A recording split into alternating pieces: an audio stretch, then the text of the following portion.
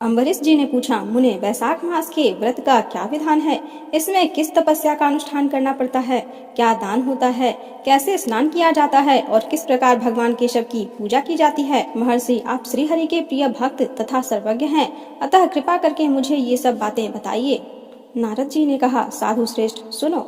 वैशाख मास में जब सूर्य मेष राशि पर चले जाएं, तो किसी बड़ी नदी में, नदी रूप तीर्थ में, नद में, सरोवर में, झरने में, देवकुंड में, स्वतः प्राप्त हुए किसी भी जलाशय में, बावरी में अथवा कुएं आदि पर जाकर नियम पूर्वक भगवान श्री विष्णु का स्मरण करते हुए स्नान करना चाहिए। स्नान के पहले निम्नांकित श्लोक का उच्चारण करना चाहिए। यथा ते माधवो माशो वल्लभो मधुसूदन प्रातः स्नानेन ते तस्मिन् फलदः पापः भवः। अर्थात मधुसूदन, माधव मास आपको विशेष प्रिय है, इसीलिए इसमें प्रातः स्नान करने से आप शास्त्रोक्त फल के देने वाले हों और मेरे पापों का नाश कर दें। इस प्रकार कहकर मौन भाव से उस तीर्थ के किनारे अपने दोनों पैर धो लें, फिर भगवान नारायण का स्मरण करते हुए विधि पूर्वक स्नान करें। स्नान की विधि इस प्रकार है। विद्वान पुरुषों को मूल मंत्र पढ़कर तीर्थ की कल्पना कर लेनी चाहिए। ओम नमो नारायणाय, यह मंत्र ही मूल मंत्र कहा गया है। पहले हाथ में कुश लेकर विधि पूर्वक आचमन करें तथा मन और इंद्रियों को संयम में रखते हुए बाहर भीतर से पवित्र रहें। फिर 4 हाथ का चौकोर मंडल बनाकर उसमें निम्नांकित मंत्रों द्वारा भगवती श्री गंगा जी का आवाहन करें। गंगे, तुम भगवान श्री विष्णु के चरणों से प्रकट हुई हो। श्री विष्णु ही तुम्हारे देवता हैं, इसीलिए तुम्हें वैष्णवी कहते हैं। देवी, तुम जन्म से लेकर मृत्यु तक समस्त पापों से मेरी रक्षा करो। स्वर्ग, पृथ्वी और अंतरिक्ष में कुल 3.5 करोड़ तीर्थ हैं, ऐसा वायु देवता का कथन है। माता जाह्नवी, वे सभी तीर्थ तुम्हारे अंदर मौजूद हैं।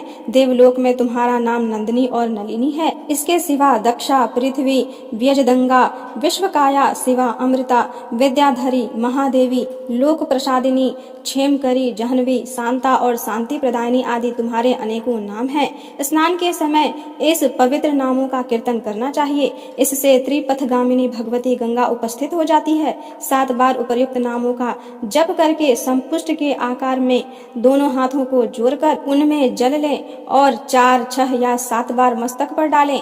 इस प्रकार स्नान करके पूर्ववत मृतिका को भी विधिवत अभिमंत्रित करें और फिर उसे शरीर में लगाकर नहा लें। मृतिका को अभिमंत्रित करने का मंत्र इस प्रकार है। अश्वकांते रथकांते विष्णुकांते वसुंधरे मृतिके हर में पापम यन्मया दुष्कृतम कृतम उद्धृताशी वराहेन कृष्णेन सतबाहुना नमस्ते सर्वलोकानां प्रभवारणी सुव्रते। अर्थात वसुंधरे, तुम्हारे ऊपर अश्व और रथ चला करते हैं। भगवान श्री विष्णु ने भी वामन अवतार धारण करके तुम्हें एक पैर से नापा था। मृतिके, मैंने जो बुरे कर्म किए हो, मेरे उन सब पापों को तुम हर लो। देवी, सैकड़ों भुजाओं वाले भगवान श्री विष्णु ने वाराह का रूप धारण करके तुम्हें जल से बाहर निकाला था। तुम संपूर्ण लोकों की उत्पत्ति के लिए अग्नि के समान हो, अर्थात जैसे अग्नि काष्ठ से आग प्रकट होती है, उसी प्रकार तुमसे संपूर्ण लोक उत्पन्न होते हैं। सुव्रते, तुम्हें मेरा नमस्कार है। इस प्रकार स्नान करके पश्चात विधि पूर्वक आचमन करके जल से बाहर निकलें और 2 शुद्ध श्वेत वस्त्र, धोती, चादर धारण करें। तदंतर त्रिलोकी को तृप्त करने के लिए तर्पण करें। सबसे पहले श्री ब्रह्मा का तर्पण करें, फिर श्री विष्णु, श्री रुद्र और प्रजापति का, तत्पश्चात देवता, यक्ष, नाग, गंधर्व, अप्सरा, असुरगण, क्रूर सर्प, गरुड़, वृक्ष, जीव जंतु, पक्षी, विद्याधर, मेध, आकाशचारी जीव, निराधार जीव, पापी जीव तथा धर्मपरायण जीवों को तृप्ति करने के लिए मैं उन्हें जल अर्पण करता हूँ। यह कहकर उन सबको जलांजलि दें। देवताओं का तर्पण करते समय यज्ञोपवीत को बाएं कंधे पर डाले रहें। तत्पश्चात उसे गले में माला की भांति कर ले और दिव्य मनुष्यों, ऋषि पुत्रों तथा ऋषियों का भक्ति पूर्वक तर्पण करें। सनक, सनंदन, सनातन और सनत कुमार ये दिव्य मनुष्य हैं। कपिल, आसुरी, बोधु तथा पंचशीख ये प्रधान ऋषि पुत्र हैं। ये सभी मेरे दिए हुए जल से तृप्त हों, ऐसा कहकर इन्हें जल दें। इस प्रकार मरीच, अत्रि, अंगिरा, पुलस्थ, पुलह, क्रतु, प्रचेता, वशिष्ठ, नारद तथा अन्यान्य देव ऋषियों तथा ब्रह्म ऋषियों का अक्षत सहित जल के द्वारा तर्पण करें। इस प्रकार ऋषि तर्पण करने के पश्चात यज्ञोपवीत को दाएं कंधे पर करके बाएं घुटने तक पृथ्वी पर टेक कर बैठें। फिर अग्निश्वात, सौम्य, हविष्मान उष्मप, कव्यवाट, अनल, बहिर्षद, पिता, पितामह आदि तथा मातामह आदि सब लोगों का विधिवत तर्पण करके इस प्रकार बोलें, जो लोग मेरे बांधव न हो, जो मेरे बांधव हों, तथा जो दूसरे किसी जन्म में मेरे बांधव रहे हो, वे सब मेरे दिए हुए जल से तृप्त हों। उनके सिवा और भी जो कोई प्राणी मुझसे जल की अभिलाषा रखते हो, वे भी तृप्ति लाभ करें। यूं कहकर उनकी तृप्ति के उद्देश्य से जल गिराना चाहिए। तत्पश्चात विधि पूर्वक आचमन करके अपने आगे कमल की आकृति बनाए और सूर्य देव के नामों का उच्चारण करते हुए अक्षत, फूल, लाल चंदन और जल के द्वारा उन्हें यत्न पूर्वक अर्घ दें। अर्घ दान का मंत्र इस प्रकार है: नमस्ते विश्व रूपाय, नमस्ते ब्रह्म रूपिणे, सहस्रस्मये नित्यं, नमस्ते सर्व तेजसे, नमस्ते रुद्र वपुषे, नमस्ते भक्त वत्सल पद्मनाभा, नमस्तेस्तु कुंडलांगद भूषित, नमस्ते सर्वलोकानां सुप्तानामुपबोधन, सुकृतं दुष्कृतं चैव सर्वं पश्यसि सर्वदा। सत्यदेव नमस्ते अस्तु, प्रसीद मम भास्कर, दिवाकर नमस्ते अस्तु, प्रभाकर नमोस्तुते। अर्थात भगवान सूर्य आप विश्व रूप और ब्रह्म रूप हैं। इन दोनों रूपों में आपको नमस्कार है। आप शास्त्रों किरणों से सुशोभित और सबके तेज रूप हैं। आपको सदा सर्वदा नमस्कार है। भक्त वत्सल रुद्र रूपधारी आप परमेश्वर को बारंबार नमस्कार है। कुंडल और अंगद आदि आभूषणों से विभूषित पद्मनाभ आपको नमस्कार है। भगवान आप सोए हुए संपूर्ण लोकों को जगाने वाले हैं, आपको मेरा नमस्कार है। आप सदा सबके पाप पुण्य को देखा करते हैं। सत्यदेव आपको नमस्कार है। भास्कर मुझ पर प्रसन्न होइए। दिवाकर आपको नमस्कार है। प्रभाकर आपको नमस्कार है। इस प्रकार सूर्य देव को नमस्कार करके 7 बार उनकी प्रदक्षिणा करें। फिर द्विज, गौ और सुवर्ण का स्पर्श करके अपने घर में जाएं। वहां आश्रमवासी अतिथियों का सत्कार तथा भगवान की प्रतिमा का पूजन करें। राजन, घर में पहले भक्ति पूर्वक जितेंद्रिय भाव से भगवान गोविंद की विधिवत पूजा करनी चाहिए। विशेषतः बैसाख के महीने में जो श्री मधुसूदन का पूजन करता है, उसके द्वारा पूरे 1 वर्ष तक श्री माधव की पूजा संपन्न हो जाती है। बैसाख मास आने पर जब सूर्यदेव मेष राशि पर स्थित हो, तो श्री केशव की प्रसन्नता के लिए उनके व्रतों का संचय करना चाहिए। अपने अभिष्ट की सिद्धि के लिए अन्न, जल, शक्कर, धेनु तथा तिल की धेनु आदि का दान करना चाहिए। इस कार्य में धन की कंजूसी उचित नहीं है। जो समूचे बैसाख भर प्रतिदिन सवेरे स्नान करता है, जितेंद्रिय भाव से रहता, भगवान के नाम जपता और हविष्य भोजन करता है, वह सब पापों से मुक्त हो जाता है। जो बैसाख मास में आलस्य त्याग कर एक भुक्त अर्थात 24 घंटे में 1 बार भोजन, नक्त व्रत अर्थात केवल रात में 1 बार भोजन अथवा अयाचित व्रत अर्थात बिना मांगे मिले हुए अन्न का एक समय भोजन करता है, वह अपनी संपूर्ण अभिष्ट वस्तु को प्राप्त कर लेता है। बैसाख मास में प्रतिदिन 2 बार गांव से बाहर नदी के जल में स्नान करना, हविष्य खाकर रहना, ब्रह्मचर्य का पालन करना, पृथ्वी पर सोना, नियम पूर्वक रहना, व्रत, दान, जप, होम और भगवान मधुसूदन की पूजा करना, ये नियम हजारों जन्मों के भयंकर पापों को भी हर लेते हैं। जैसे भगवान माधव ध्यान करने पर सारे पाप नष्ट कर देते हैं, उसी प्रकार नियम पूर्वक किया हुआ माधव मास का स्नान भी समस्त पापों को दूर कर देता है। प्रतिदिन तीर्थ स्नान, तिलों द्वारा पितरों का तर्पण, धर्म घट आदि का दान और श्री मधुसूदन का पूजन, ये भगवान को संतोष प्रदान करने वाले हैं। बैसाख मास में इनका पालन अवश्य करना चाहिए। बैसाख मास में तिल, जल, सुवर्ण, अन्न, शक्कर, वस्त्र, गौ, जूता, छाता, कमल या शंख तथा घड़े, इन वस्तुओं का ब्राह्मणों को दान करें। तीनों संध्याओं के समय एकाग्रचित हो विमल स्वरूपा साक्षात भगवती लक्ष्मी के साथ परमेश्वर श्री विष्णु का भक्ति पूर्वक पूजन करना चाहिए। सामयिक फूलों और फलों से भक्ति पूर्वक श्री हरि का पूजन करने के पश्चात यथाशक्ति ब्राह्मणों की भी पूजा करनी चाहिए। पाखंडियों से वार्तालाप नहीं करना चाहिए। जो फूलों द्वारा विधिवत अर्चन करके श्री मधुसूदन की आराधना करता है, वह सब पापों से मुक्त हो परम पद को प्राप्त होता है। श्री नारद जी कहते हैं, राजेंद्र सुनो, मैं संक्षेप में माधव के पूजन की विधि बतला रहा हूँ। महाराज, जिसका कहीं अंत नहीं है, जो अनंत और अपार है, उन भगवान अनंत की पूजा विधि का अंत नहीं है। श्री विष्णु का पूजन 3 प्रकार का होता है, वैदिक, तांत्रिक तथा मिश्र। तीनों के ही बताए हुए विधान से श्री हरि का पूजन करना चाहिए। वैदिक और मिश्र पूजन की विधि ब्राह्मण आदि 3 वर्णों के लिए बताई गई है, किंतु तांत्रिक पूजन विष्णु भक्त शूद्र के लिए भी विहित है। साधक पुरुष को उचित है कि शास्त्रोक्त विधि का ज्ञान प्राप्त करके एकाग्रचित होकर ब्रह्मचर्य पालन करते हुए श्री विष्णु का विधिवत पूजन करे। भगवान की प्रतिमा 8 प्रकार की मानी गई है। शिलामयी, धातुमयी, लोहे की बनी हुई, लीपने योग्य मिट्टी की बनी हुई, चित्रमयी, बालू की बनाई हुई, मनोमयी तथा मणिमयी। इन प्रतिमाओं की प्रतिष्ठा 2 प्रकार की होती है, एक चल प्रतिष्ठा और दूसरी अचल प्रतिष्ठा। राजन, भक्त पुरुषों को चाहिए कि वह जो कुछ भी सामग्री प्राप्त हो उसी से भक्ति भाव के साथ पूजन करें।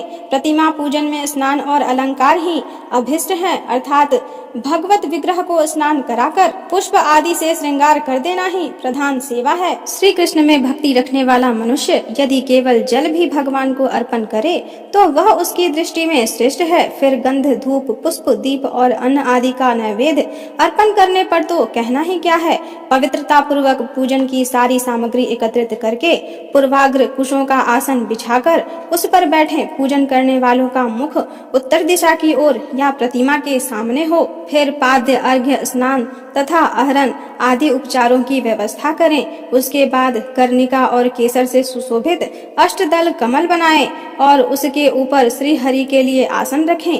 तदंतर चंदन, खश, कपूर, केसर तथा अर्घजा से सुवासित जल के द्वारा मंत्र पाठ पूर्वक श्री हरि को स्नान कराएं।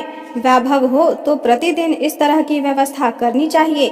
स्वर्ण धर्म नामक अनुवाक, महापुरुष विद्या, सहस्त्राशीर्षा आदि पुरुष सूक्त तथा सामवेदोक्त निराजना आदि मंत्रों द्वारा श्री हरि को स्नान कराएं। तत्पश्चात विष्णु भक्त पुरुष वस्त्र, यज्ञोपवीत आभूषण, हार, गंध तथा अनुलेपन के द्वारा प्रेम पूर्वक भगवान का यथायोक्त श्रृंगार करे। पुजारी को उचित है कि वह श्रद्धा पूर्वक पाद्य, आचमनिया, गंध, पुष्प, अक्षत तथा धूप आदि उपहार अर्पण करे। उसके बाद गुड़, खीर, घी, पूरी, मालपुआ, लड्डू, दूध और दही आदि नाना प्रकार के नैवेद्य निवेदन करे।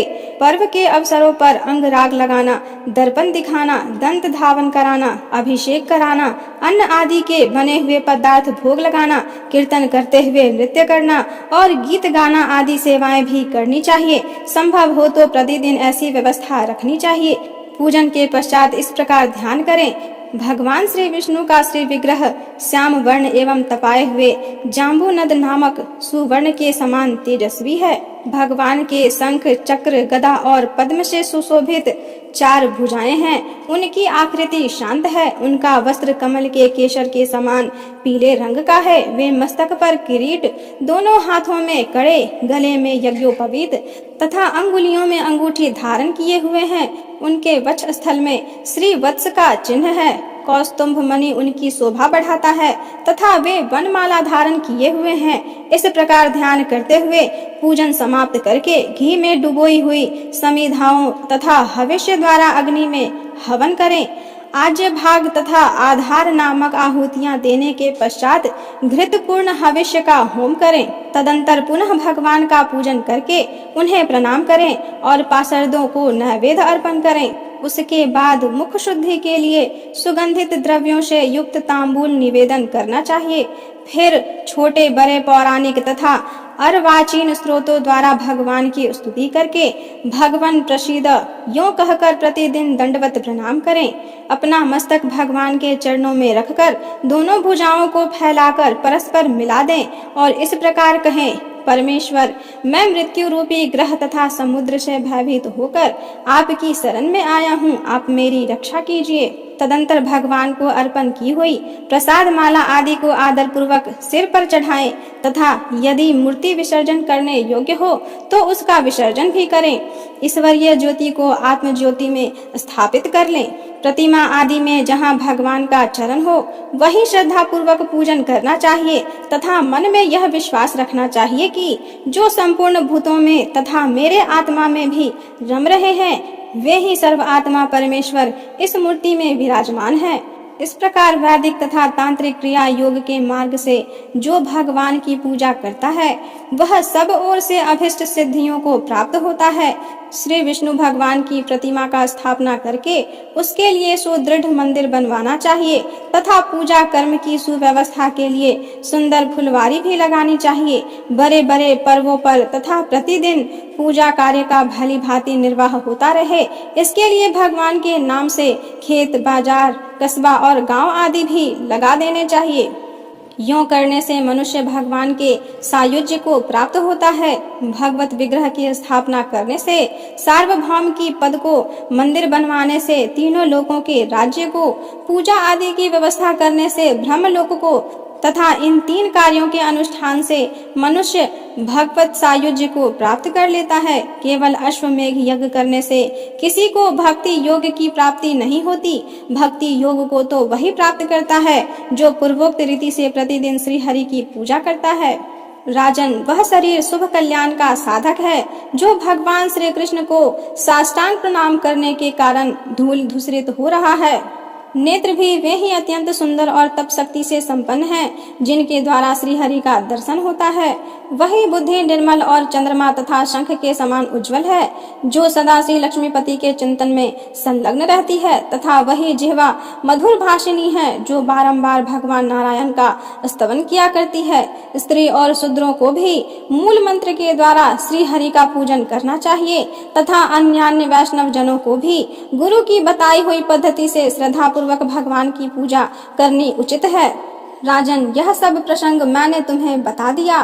श्री माधव का पूजन परम पावन है। विशेषतः बैसाख मास में तुम इस प्रकार पूजन अवश्य करना। श्री सूत जी कहते हैं, महर्षिगण इस प्रकार पत्नी सहित मंत्र वेता महाराज अम्बरीश को उपदेश दे उनसे पूजित हो विदा लेकर देवर्षि नारद जी बैसाख मास में गंगा स्नान करने के लिए चले गए। लोक में जिनका पावन सुयश फैला हुआ था उन राजा अम्बरीश ने भी मुनि की बताई हुई बैसाख मास की विधि का पुण्य बुद्धि से पत्नी सहित पालन किया।